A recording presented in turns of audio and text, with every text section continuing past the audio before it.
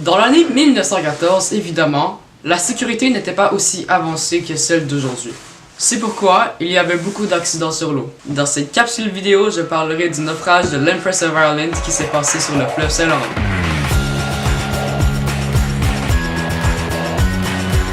Causant la mort de 1012 personnes, l'Empress partait dans la nuit du 29 mai 1914 de la ville de Québec. Il allait jusqu'à Liverpool en Angleterre pour parcourir une distance d'environ 4750 km.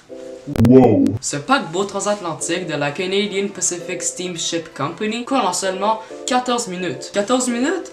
Les passagers n'avaient pas le temps de réagir. Pour moi, 14 minutes, c'est le temps de manger mon bol de céréales le matin.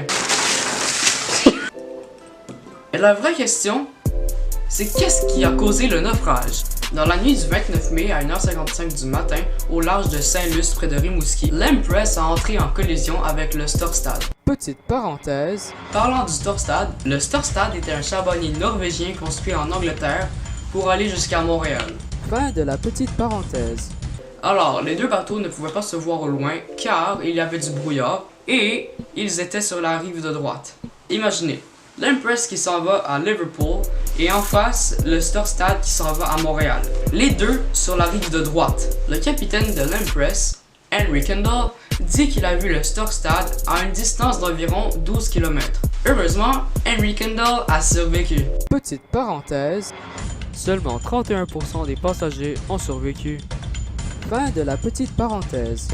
1012 personnes qui meurent, c'est comme le deuxième cycle des élèves du collège Notre-Dame. Wow, ça leur en fait du monde. Heureusement, les compagnies cherchent encore à de nouvelles façons pour sauver beaucoup plus de monde qu'en 1914. Merci d'avoir regardé la vidéo et je te dis à plus tard sur le web. Bye bye!